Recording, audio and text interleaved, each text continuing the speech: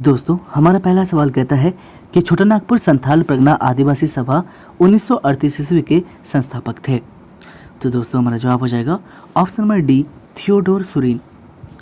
अगला सवाल कहता है कि होल झारखंड पार्टी या क्रांतिकारी झारखंड पार्टी 1969 ईस्वी के संस्थापक थे। तो हमारा जवाब हो जाएगा ऑप्शन नंबर ए, जस्टिन रिचर्ड। अगला सवाल कहता है कि निम्नलिखित में से किसने 1917 में रांची में अंजुमन इस्लामिया एवं मदरसा इस्लामिया की नींव रखी थी। तो हमारा जवाब हो जाएगा ऑप्शन नंबर ए, अबुल कलाम आज़ाद। दोस्तों, अगला सवाल कहता है कि वर्ष 1939 में किस संस्था का नाम बदलकर आदिवासी महासभा कर दिया गया था। तो दोस्तों, छोटानागपुर संथाल परगना आदिवासी सभा का ही नाम बदलकर 1939 ईस्वी में आदिवासी महासभा कर दिया गया था। अगला सवाल कहता है कि टाना भगत रैयत कृषि भूमि पुनर्वापसी अधिनियम कब पारित किया गया। तो हमारा जवाब हो जाएगा ऑप्शन नंबर डी, 1948 ईस्वी में। अगला सवाल कहता है कि अलाउद्दीन खिलजी का एक सेनापति जिसने छोटानागपुर खास के नागवंशी शासक को कर देने के लिए विवश किया था। तो हमारा जवाब हो जाएगा ऑप्शन नंबर ए, छज्जू मलिक ने। अगला सवाल कहता है कि झारखंड पार्टी का विलय हुआ था। तो दोस्तों, हमारा जवाब हो जाएगा ऑप्शन नंबर बी, राष्ट्रीय नेशनल कांग्रेस में। अगला सवाल कहता है कि बिहार विधानसभा में पहली बार पृथक झारखंड प्रस्ताव पारित हुआ कब। तो दोस्तों, हमारा जवाब हो जाएगा ऑप्शन नंबर डी, 22 जुलाई 1997 को। चलते हैं अगले सवाल की ओर। अगला सवाल कहता है कि भटिंडा जलप्रपात झारखंड राज्य के किस जिले में है। तो दोस्तों, हमारा जवाब हो जाएगा ऑप्शन नंबर ए, धनबाद में। अगला सवाल कहता है कि पारसनाथ की पहाड़ी किस प्रकार की चट्टान से निर्मित है। तो दोस्तों, हमारा जवाब हो जाएगा ऑप्शन नंबर बी, ग्रेनाइट चट्टान से। अगला सवाल कहता है कि पारसनाथ शिखर की समुद्र तल से ऊंचाई कितनी है। तो दोस्तों, हमारा जवाब हो जाएगा ऑप्शन नंबर बी, 1365 मीटर। चलते हैं अगले सवाल की ओर। कहता है कि झारखंड की भौगोलिक सीमाएं हैं। तो दोस्तों, हमारा जवाब हो जाएगा ऑप्शन नंबर बी, उत्तर में बिहार, दक्षिण में उड़ीसा, पूर्व में पश्चिम बंगाल एवं पश्चिम में छत्तीसगढ़ एवं उत्तर प्रदेश। अगला सवाल कहता है कि निम्नलिखित में से औद्योगिक कस्यों में से कौन सा छोटानागपुर के पठार पर अवस्थित है। तो दोस्तों, हमारा जवाब हो जाएगा ऑप्शन नंबर बी, रांची। चलते हैं अगले सवाल की ओर। अगला सवाल कहता है कि झारखंड को कितने जलवायु प्रदेशों में बांटा गया है। तो दोस्तों, हमारा जवाब हो जाएगा ऑप्शन नंबर बी, 7। अगला सवाल कहता है कि झारखंड में दामोदर की सहायक नदियां हैं। तो दोस्तों, हमारा जवाब हो जाएगा option number C, Konar, Bokaro, Jamunia और बराकर। चलते हैं अगले सवाल की ओर। अगला सवाल कहता है कि राज्य में काली मिट्टी का क्षेत्र को क्या कहते हैं। तो दोस्तों, हमारा जवाब हो जाएगा ऑप्शन नंबर बी, राजमहल की पहाड़ियों का क्षेत्र। अगला सवाल कहता है दोस्तों कि झारखंड में आलू की खेती सर्वाधिक किस जिले में होती है।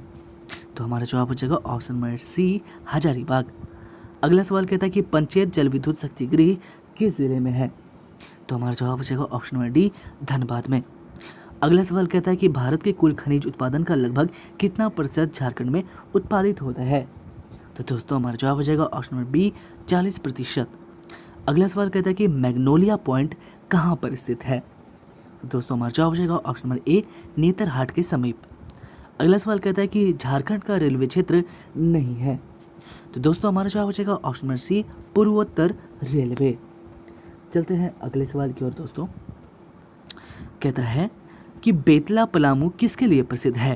तो दोस्तों, हमारा जवाब हो जाएगा ऑप्शन नंबर ए, राष्ट्रीय अभयारण्य हेतु। चलते हैं अगले सवाल की ओर। कहता है कि बोकारो क्यों प्रसिद्ध है।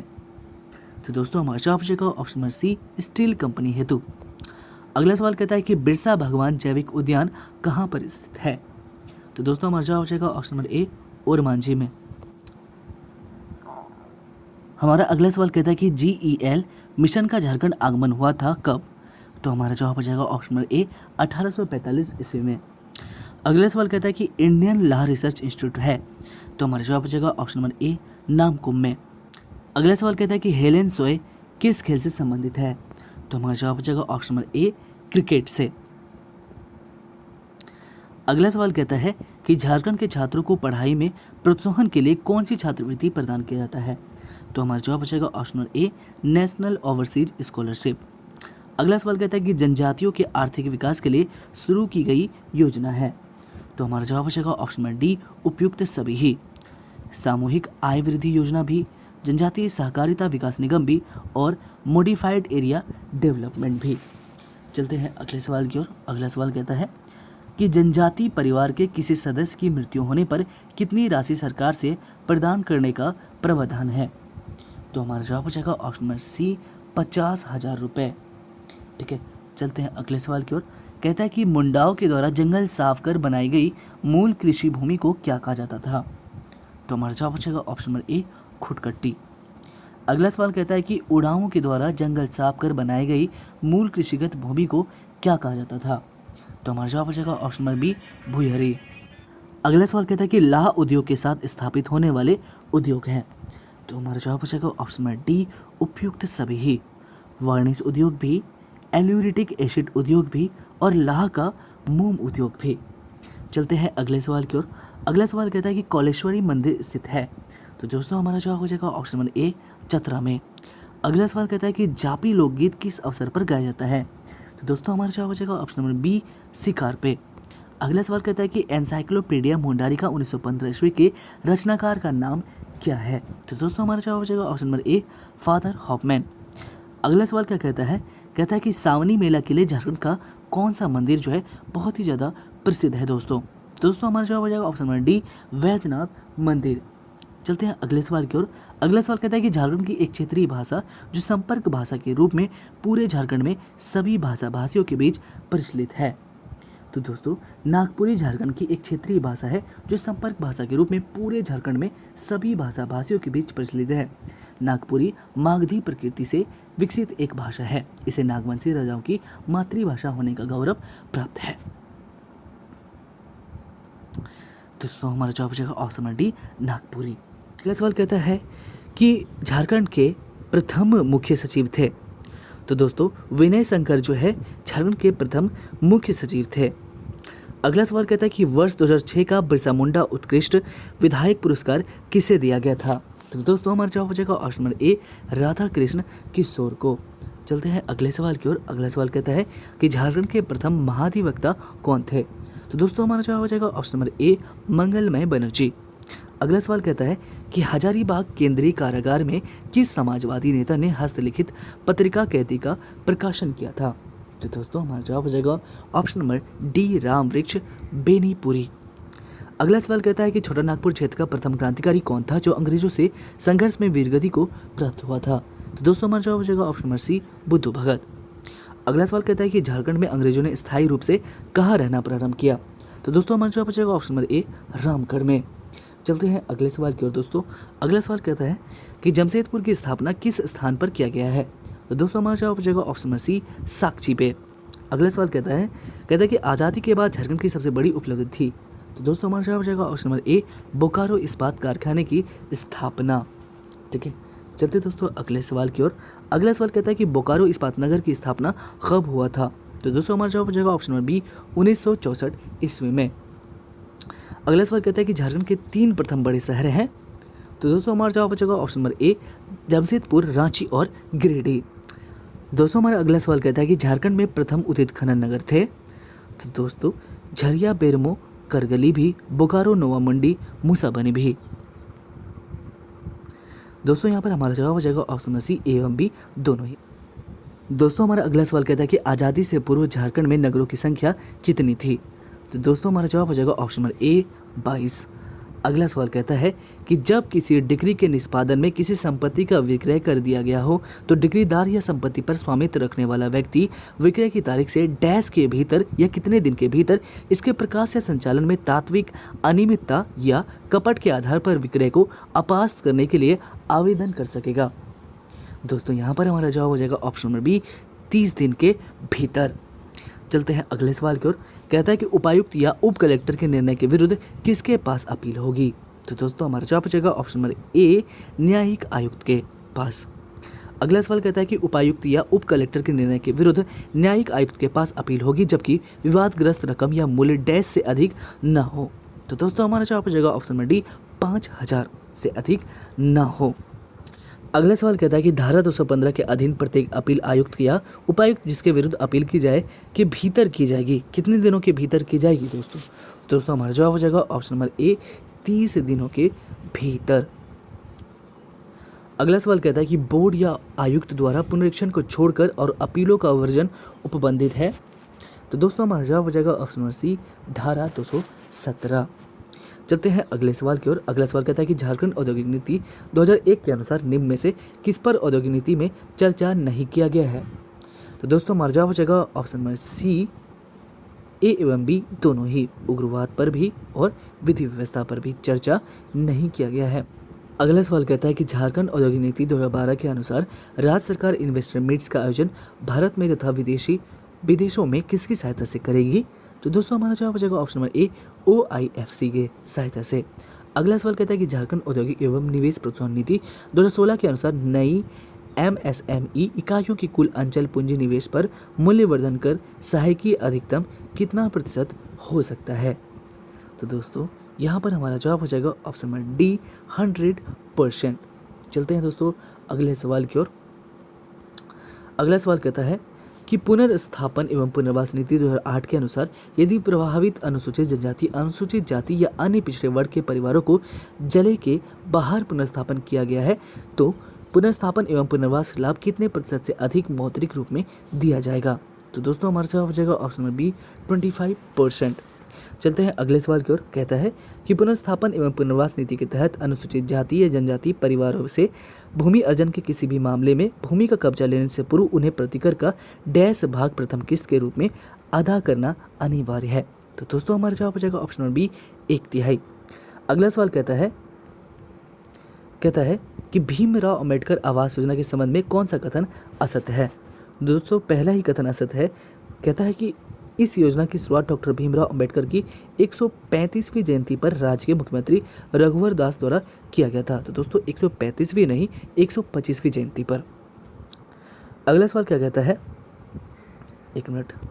अगला सवाल कहता है कि इस योजना के तहत राज्य के सभी मंत्री एवं आला अधिकारी ग्रामीण क्षेत्रों का भ्रमण कर राज्य सरकार द्वारा निर्मित की जाने वाली योजनाओं में ग्राम सभाओं से विचार विमर्श कर आम जनता की भागीदारी सुनिश्चित करेंगे। यह कथन निम्न में से किस योजना के बारे में है। तो दोस्तों हमारा जवाब हो जाएगा ऑप्शन नंबर ए, योजना बनाओ अभियान। अगला सवाल कहता है कि मुख्यमंत्री जन धन योजना के संबंध में कौन सा कथन सत्य है। तो दोस्तों यहाँ पर हमारा जवाब हो जाएगा ऑप्शन नंबर डी, इसमें से सभी कथन सत्य है। पहला कथन कहता है कि इस योजना के तहत सफल वृक्षारोपण पर लागत का 50% प्रोत्साहन राशि के रूप में 3 वर्ष तक प्रदान किया जाएगा। दूसरा कहता है कि इस योजना का प्रारंभ करने वाला झारखंड देश का प्रथम राज्य है। और तीसरा कहता है कि इस योजना के तहत 1 करोड़ पौधे लगाने का लक्ष्य रखा गया है।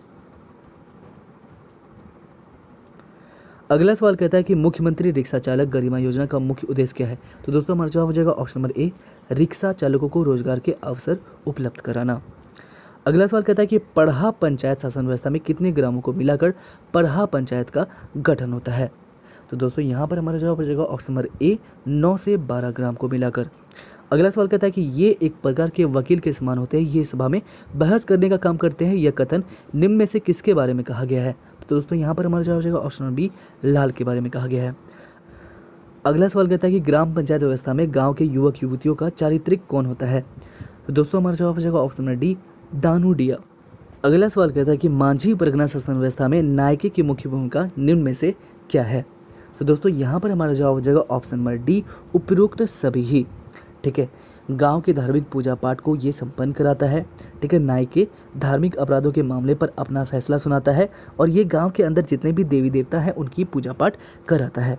अगला सवाल कहता है कि डोकलो या सोहर शासन व्यवस्था में वह व्यक्ति जो गांव के पर्व त्योहारों में पूजा पाठ कराता है निम्न में से क्या कहलाता है। तो दोस्तों उसे हम पाहन कहते हैं। क्या कहते हैं, पाहन। दोस्तों चलते अगले सवाल की ओर। अगला सवाल कहता है कि झारखंड क्रय नीति 2014 का निर्माण क्यों किया गया है। तो दोस्तों यहाँ पर हमारा जवाब आ जाएगा ऑप्शन नंबर ए, राज्य में सूक्ष्म एवं लघु उद्योग को बढ़ावा देने के लिए। अगला सवाल कहता है कि झारखंड के अनुसूचित क्षेत्र में तृतीय एवं चतुर्थ वर्गीय नौकरियों के लिए अनुसूचित जनजातियों के लिए कितने वर्षों के लिए आरक्षित किया गया है। तो दोस्तों यहाँ पर हमारा जवाब आ जाएगा ऑप्शन नंबर सी, 10 वर्ष। चलते हैं अगले सवाल की ओर। कहता है कि प्रथम अथवा द्वितीय अपील की तिथि के संबंध में कितने दिनों में नागरिक को सूचना मिलेगी।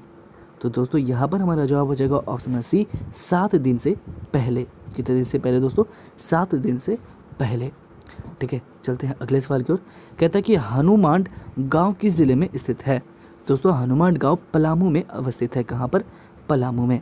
अगला सवाल कहता है कि कहाँ के आरंभिक निवासी जैन धर्म को मानने वाले थे? तो दोस्तों हमारा जवाब हो जाएगा ऑप्शन नंबर डी, सिंहभूम। अगला सवाल कहता है कि मूर्तिया गांव कहाँ स्थित है? तो दोस्तों हमारा जवाब हो जाएगा ऑप्शन नंबर सी, पलामू में। कहाँ पर? पलामू में ही स्थित है। अगला सवाल कहता है कि सूर्यकुंड किस जिले में स्थित है? तो दोस्तों हमारा जवाब हो जाएगा ऑप्शन नंबर ए, हजारीबाग में। अगला सवाल कहता है कि छोटा नागपुर पठार का सबसे ऊंचा स्थान क्या कहलाता है? तो दोस्तों इसे हम पाट कहते हैं। अगला सवाल कहता है कि झारखंड की सभी नदियाँ डैश हैं? तो दोस्तों झारखंड की जितनी भी नदियाँ हैं ये बरसाती है। अगला सवाल कहता है कि निम्न में से कौन सी नदी बरसाती नहीं है? दोस्तों सोन नदी बरसाती नहीं है। अगला सवाल कहता है कि छोटा नागपुर पठार की सबसे ऊंची चोटी का नाम क्या है? हम सभी जानते हैं सम्मेद शिखर। चलते हैं अगले सवाल की ओर। अगला सवाल कहता है कि कोल्हान प्रमंडल में कुल कितने जिले हैं? तो दोस्तों हमारा जवाब हो जाएगा ऑप्शन नंबर डी, 3 जिले हैं। कितने हैं जिले दोस्तों? 3 जिले हैं। ठीक है, ये सबसे छोटा प्रमंडल है। अगला सवाल कहता है कि बाबा धाम देवघर किस प्रमंडल में स्थित है? तो दोस्तों हमारा जवाब हो जाएगा ऑप्शन नंबर ए, संथाल परगना में। ठीक है, चलते हैं अगले सवाल की ओर। अगला सवाल कहता है कि विश्व का सबसे बड़ा धार्मिक मेला कौन सा है? तो दोस्तों यहाँ पर हमारा जवाब हो जाएगा ऑप्शन नंबर ए, श्रावणी मेला। दोस्तों अगला सवाल कहता है कि सबसे ज़्यादा अनुमंडल किस प्रमंडल में स्थित है? तो दोस्तों सबसे ज़्यादा अनुमंडल जो है ये उत्तरी छोटा नागपुर में स्थित है, जिनकी संख्या कितनी है? जिनकी संख्या है 7। अगला सवाल कहता है कि झारखंड का तांबा के उत्पादन में देश में कौन सा स्थान है? तो दोस्तों हमारा जवाब हो जाएगा ऑप्शन नंबर ए, द्वितीय, सेकेंड स्थान है दोस्तों। चलते हैं अगले सवाल की ओर। कहता है कि यूरेनियम के मामले में झारखंड का देश में कौन सा स्थान है? तो दोस्तों हमारा जवाब हो जाएगा ऑप्शन नंबर ए, प्रथम। अगला सवाल कहता है कि किस जनजाति में संगोत्री विवाह वर्जित है? तो दोस्तों हमारा जवाब हो जाएगा ऑप्शन नंबर बी, मुंडा। अगला सवाल क्या कहता है कि देश का सबसे बड़ा अर्थन डैम है? तो दोस्तों हमारा जवाब हो जाएगा ऑप्शन नंबर ए, तेनूघाट बोकारो। अगला सवाल कहता है कि उड़ाव का मुख्य पूजा स्थल को क्या कहते हैं दोस्तों? तो दोस्तों यहाँ पर हमारा जवाब हो जाएगा ऑप्शन नंबर सी, सरना। चलते हैं अगला सवाल कहता है कि किस जनजाति में गोदना प्रथा प्रचलित है? तो दोस्तों हमारा जवाब हो जाएगा ऑप्शन नंबर बी, उरांव में। अगला सवाल कहता है कि राज्य का जनजातीय भाषा अकादमी कहाँ स्थित है? तो दोस्तों हमारा जवाब हो जाएगा ऑप्शन नंबर सी, रांची में। कहाँ पर दोस्तों? रांची में। अगला सवाल कहता है कि झारखंड का वह स्थान जो विश्व का सबसे बड़ा लाह निर्यात केंद्र है? तो दोस्तों हमारा जवाब हो जाएगा ऑप्शन नंबर ए, टोरी। अगला सवाल कहता है कि झारखंड का सबसे बड़ा ताप विद्युत केंद्र किस खनिज से संचालित होता है? तो दोस्तों हमारा जवाब हो जाएगा ऑप्शन नंबर ए, कोयला। अगला सवाल कहता है कि तेतुलिया जो गर्म जलधारा का झरना है किस जिले में स्थित है? तो दोस्तों तेतुलिया गर्म जलधारा का झरना है ये धनबाद जिले में स्थित है। किस जिले में? धनबाद में। अगला सवाल कहता है कि छोटा नागपुर भूदिर्ती अधिनियम कब बना था? तो दोस्तों हमारा जवाब हो जाएगा ऑप्शन नंबर ए, 1869 ईस्वी में। अगला सवाल कहता है कि पलामू में भारत छोड़ो आंदोलन की बागडोर किसके हाथ में थी? तो दोस्तों हमारा जवाब हो जाएगा ऑप्शन नंबर ए, कुमारी राजेश्वरी सरोज दास के हाथ में थी।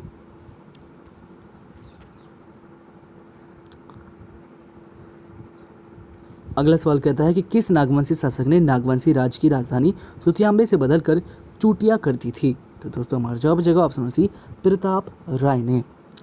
अगला सवाल कहता है कि जहांगीर ने झारखंड के किस राजा को शाही की पदवी दी थी? तो दोस्तों हमारा जवाब हो जाएगा ऑप्शन नंबर ए, दुर्जनसल को। अगला सवाल कहता है कि छोटा नागपुर में कोल विद्रोह का नेतृत्व किसने किया था? तो हमारा जवाब हो जाएगा ऑप्शन नंबर बी, सिंध राय मानकी एवं बिंद राय मानकी ने। अगला और इस सेट का आखिरी सवाल कहता है कि 1857 के विद्रोह के समय सिख सैनिकों को किसके नेतृत्व में संथालों के दमन के लिए भेजा गया था? तो हमारा जवाब हो जाएगा option number B, captain Montgomery के नेतृत्व में।